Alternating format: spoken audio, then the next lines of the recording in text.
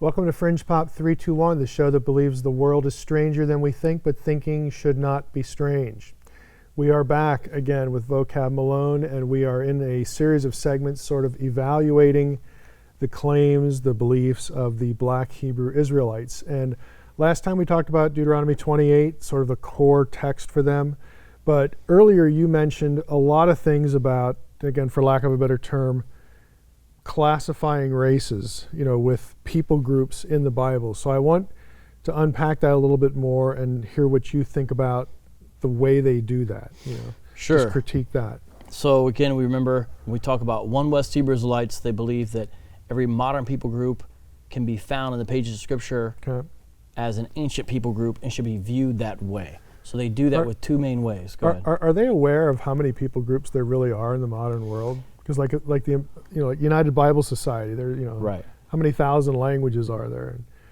There's quite a few. Well, they it's funny, even starting in Genesis 10, the Table of Nations, a lot of scholars say there's 70 nations represented there. Right. It can actually be geographical, just areas. Yeah, they've got only 18 groups of people that they categorize. And if you just go by people groups, it's hundreds and hundreds. Yeah. But anyway, I don't want to take you on a rabbit trail there, but that just popped into my head because, do we really know how big this is? Right.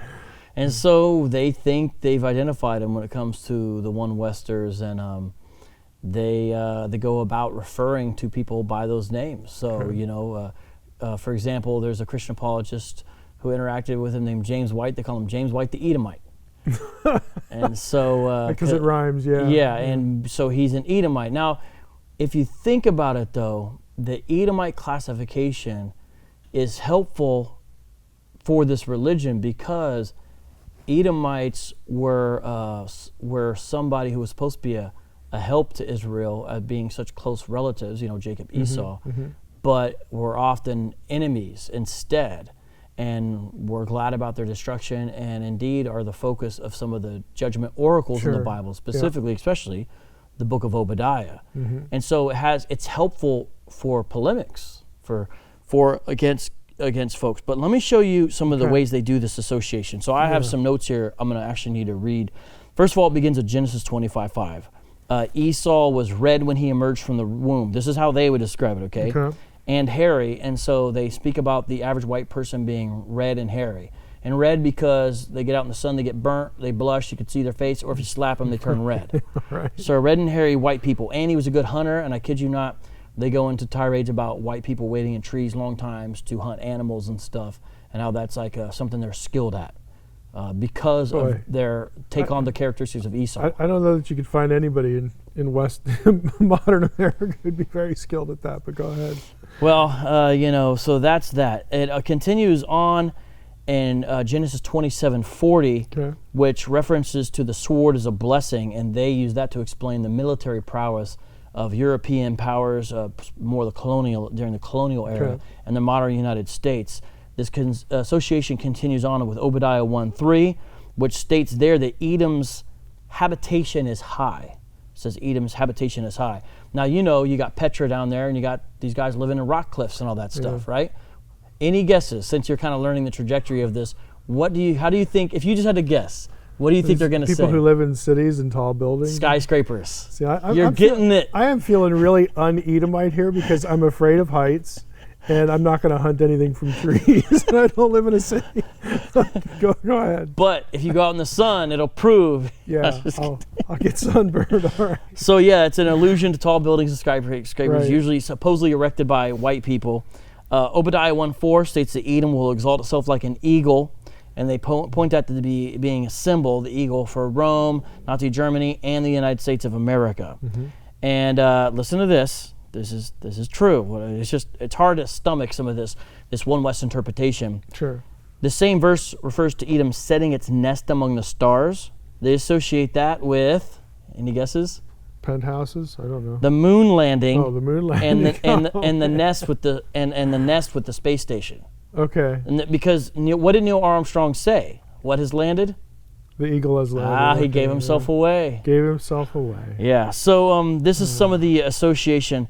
They do some further associations that I won't get into here right now. But here's what's interesting. That's good because I can still think in a linear fashion after listening to this. In some extra biblical texts, there's a few places in rabbinic texts that associate Rome symbolically with Edom. Mm-hmm. And I've looked at some of these. I have a friend who's looked at even more of them. And it's sort of a symbolic way to make Rome sort of a new archenemy. It doesn't ever seem to indicate a literal physical descent. Right. But even if Rome somehow were the Edomites, which that's not what these extra biblical rabbinic texts are saying, Well, it still doesn't mean the United States and Europe and you everyone know else what the is. intermediary is there? It's Babylon. Edom gets associated with Babylon. I didn't know that. In the Old Testament. Really? Because Edom, the Edomites assisted in the conquest of Judah. And laughed. Right. And so since Rome and Babylon was a major association, it's not shocking that Rome would be associated with Edom as well, because those two are associated in the Old Testament. That's a coherent rabbit trail. Yeah, no, that's helpful. Because so part of what we try to do. I'm sorry to throw in some coherent rabbit trails with this. That's good because what some of us, so like I have a friend named Abu who some of this I get from picking his brain, and he's the guy I called during the break. He was my I said I'm gonna phone a friend. Okay. He's just fantastic, and part of what we do when we talk is because it sounds. Sometimes I feel like we take some of the Hebrew Israelite beliefs more seriously than what they do, and we try to understand what are they really trying to say here, and where does this come from? Right. And so sometimes we'll try to see, and I mentioned earlier when I talked about the history of One West, a little bit their association with the Commandment Keepers and how the Commandment Keepers had some association with mainstream rabbinic Judaism. Well, there's a picture of Ariah at his bar mitzvah, and he later became the leader of the One West school. My point is that there's some leftover rabbinic influence, and they could have been exposed to maybe texts or passages like this at some point, because we wonder where did it come from. But there's a key one, and then let me read one more here. This is from the Apocrypha. So if you see a group of guys out on the street and they're holding this specific edition of the Apocrypha, King James version, they like this one. This one is sharp enough to throw at someone to hurt. They got these really sharp corners. They don't use it that way. I'm just saying, but that's the one they like to use. There's a passage in 2 Esdras 6:9. that says Esau is the end of the world and Jacob is the beginning of it that followeth. So they take that to mean white nations will be the last nations in power and control before Yahushua comes back. Before some restoration. Yes. Okay, right. And of course, the way it goes like this, the first time I encountered some guys in the street, I said, this sounds really racist. And they said, thank you very much. Yahweh is racist.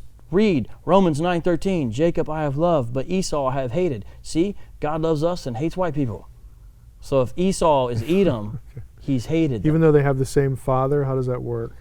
How does that work genealogically and biologically? It's weird they're twins, and one is essentially black and one is essentially white, but they like to point to these news articles that'll show a couple that has one child who was a twin who was dark-skinned and the other one who's light-skinned. So they point to those news articles as justification that this could happen. But it is a little weird. Even though the text says nothing about that.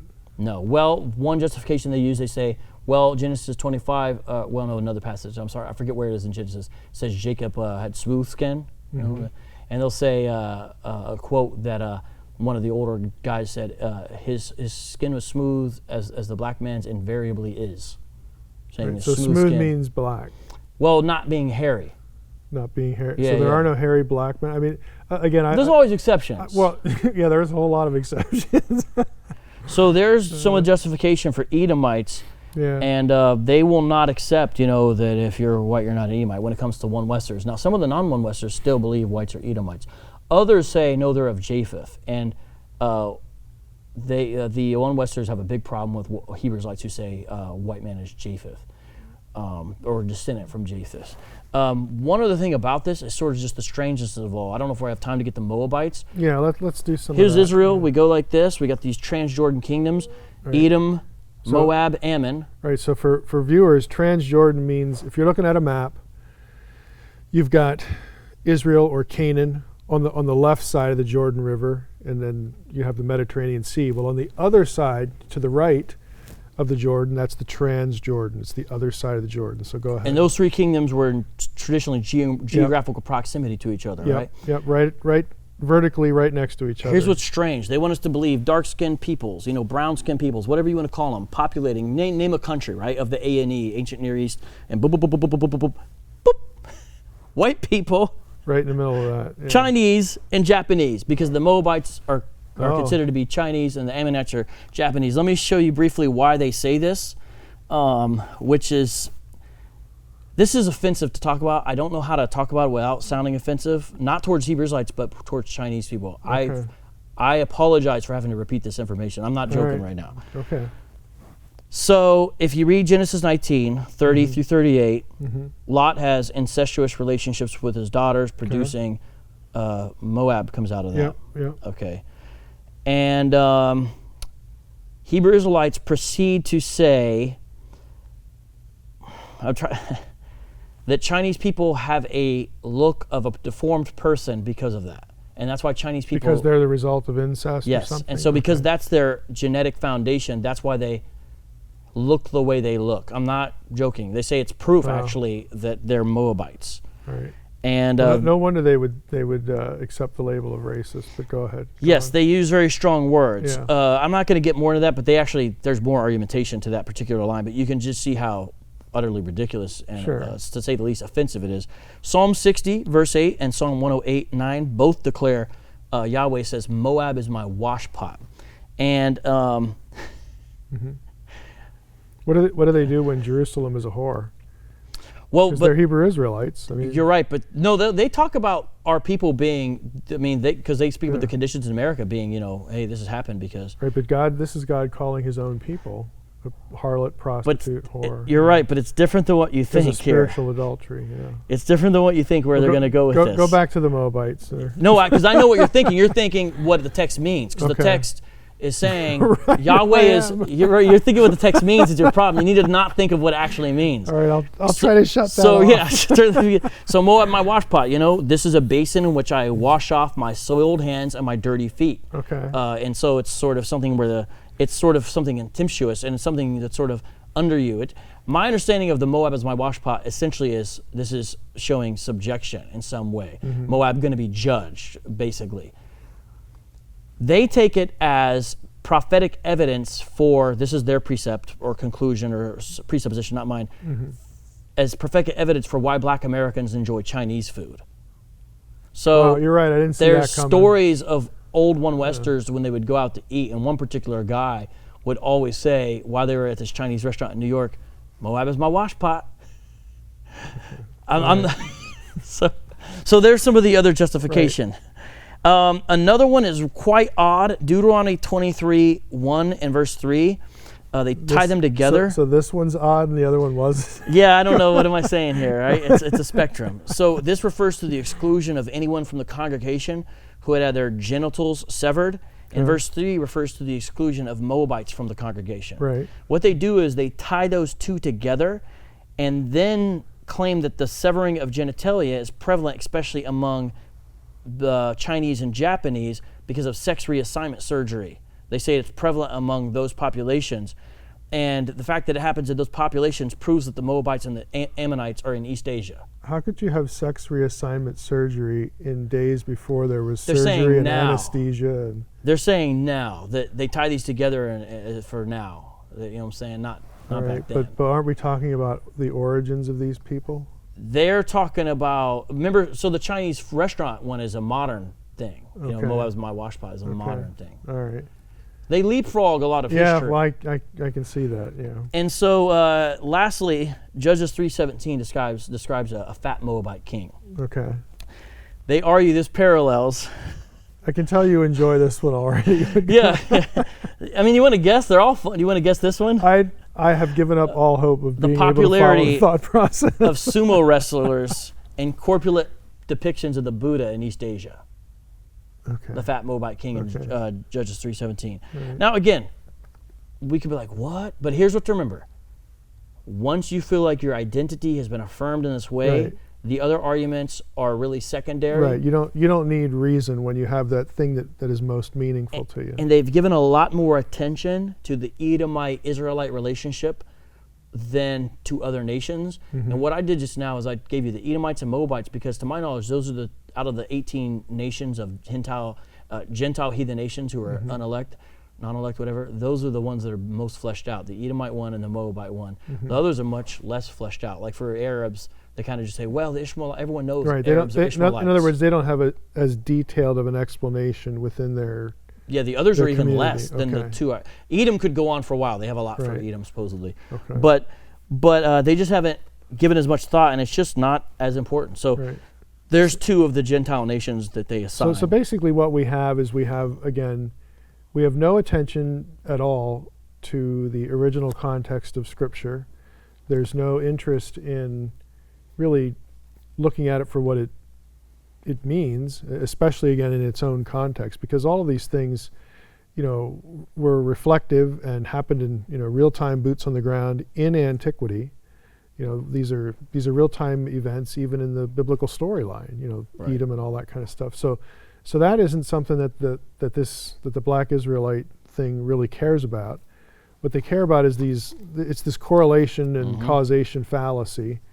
And all of that is secondary to the identity that this gives them. Yes. That's really what it comes down to. Yeah, and that's a powerful motivating No, factor. it is. It is. It honestly is. And if other communities, i.e., let's just be blunt here, if the Christian community has not adequately addressed that need for these people, then we can't blame them. We have to blame us. Right.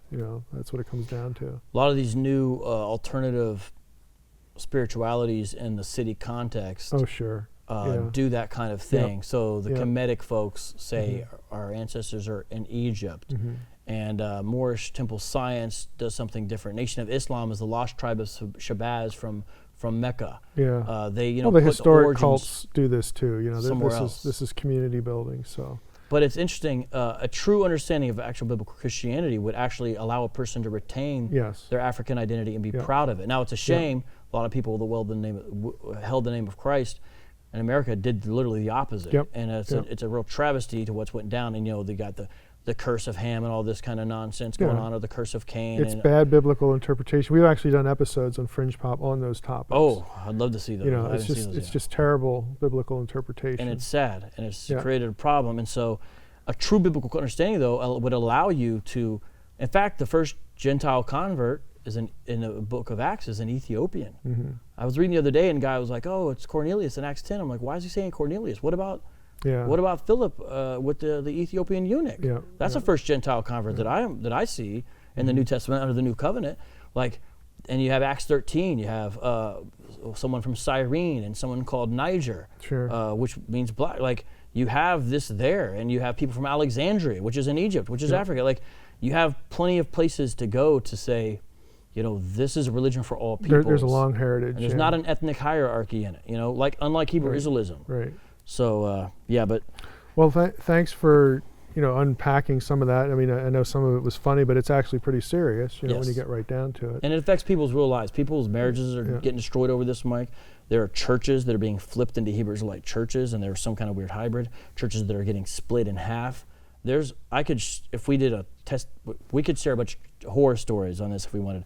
But since we've been doing this ministry, me and a bunch of people I work with, sometimes calls ourselves the Shield Squad, and there's other related ministries, Soldiers of God, have seen a lot of people also come out, because now they're finally hearing new information, and they have a place to turn to talk about their experience. So it's not all bad, but the church can't go to sleep on this. All right, well, thanks again, and we'll have you back one more time, because I want to discuss one other thing, again, that's really important in relation to their doctrine, things that we need to be aware of. So thanks for watching Fringe Pop 321 again.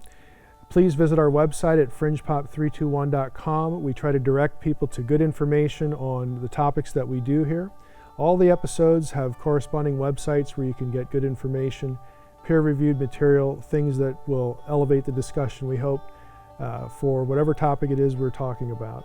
If you want to support what we're doing here, go to fp321.com/S, as in the letter S, and please donate to what we're doing. And come back again and watch some more episodes, because what you know may not be so.